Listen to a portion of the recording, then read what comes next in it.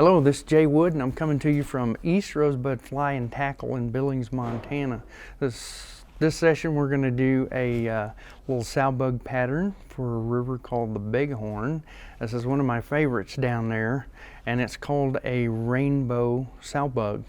And I like to do it in the rainbow because it shows several different colors rather than just a monotone kind of fly. Let's get started. So I'm going to start off with a Daiichi 1120 in size 12. I like the weight of the hook, so when you get a big fish on there, you don't have to worry about it straightening out. And it's got a nice big gap, so it's got a lot of good hooking power. The thread we're going to use is a Uni Rusty Brown in 6/0. I'm going to start that right behind the eye of the hook. Run it back to the bend, and then run it back up a little bit. And then we're going to use a red brassy sized ultra wire. I'm going to clip a little piece of this off here, and I'm going to tie that in on my side of the hook.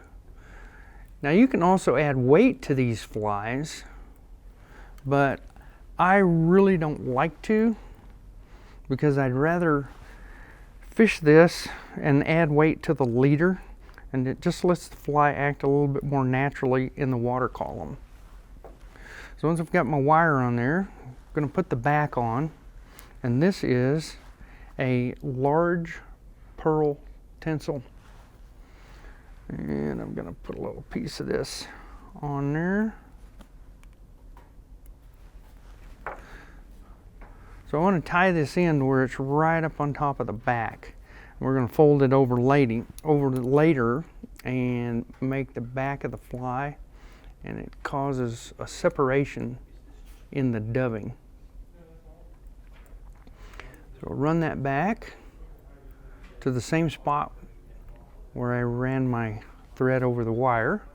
Then I'm going to run that back about halfway onto the hook shank so that I'm not having to fight the hook point when I'm putting this dubbing on here.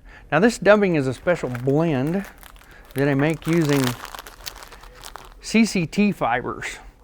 This is a fiber from Cascade Crest, and I use this for a lot of different applications, but it makes a wonderful sow bug or scud dubbing because it's kind of stiff and it's fairly thick, and it's got a lot of translucency, and it comes in a variety of colors. And this is the mix that I'm using. I'm using 5 different colors, and I've got that formula right on there.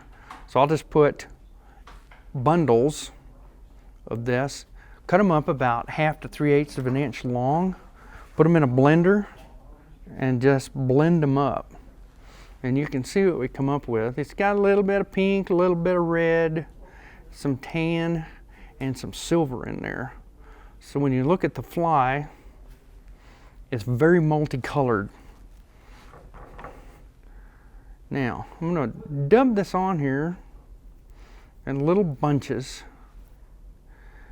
And I don't want to do all my dubbing at once, because if I do, because this stuff is longer and a little bit stiff, it wants to fall off the thread as I wrap it around. Now you can put dubbing wax on there, but the dubbing wax tends to dull the translucence and the shine that these fibers have. So I'm able to get about 1/2 of that.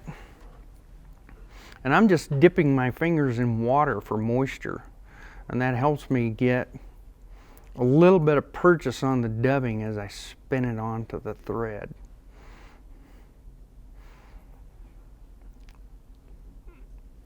That right there should do it. Wrap that on there, and you can see as I'm wrapping it on there, it's really gnarly looking.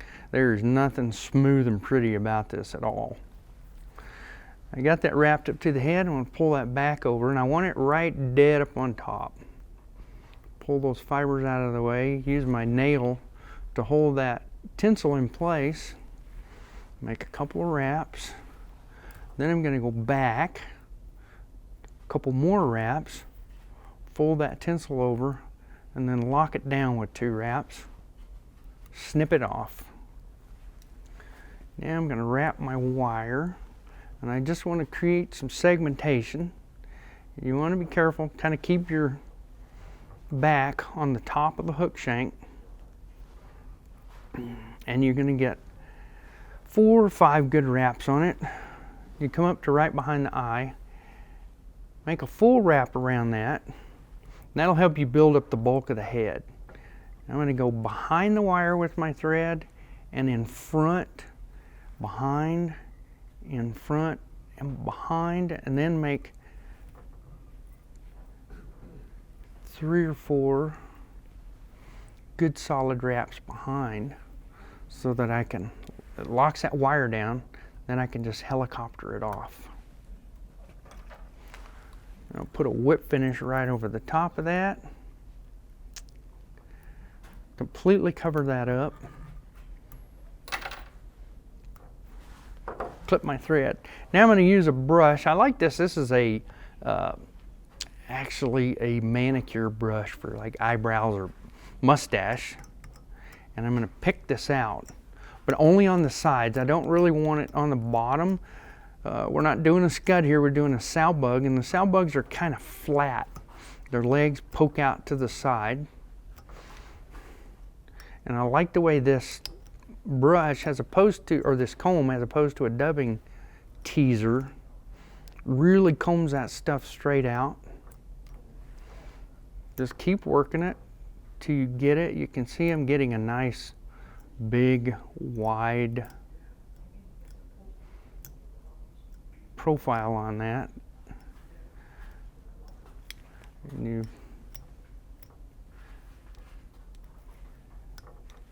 now,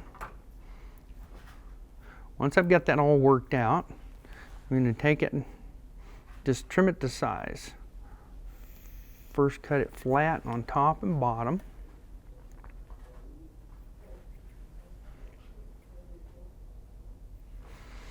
Then I'm going to flip it around here where I can see it, and I want to clip the front, just kind of round off the body a little bit, the profile, so that it doesn't look like a big rectangle. It's a little bit rounded on the corners.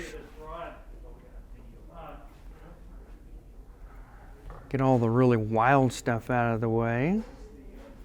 Clip it off on the bottom so I can get that nice flat profile. And there you have the CCT Rainbow Sow Bug.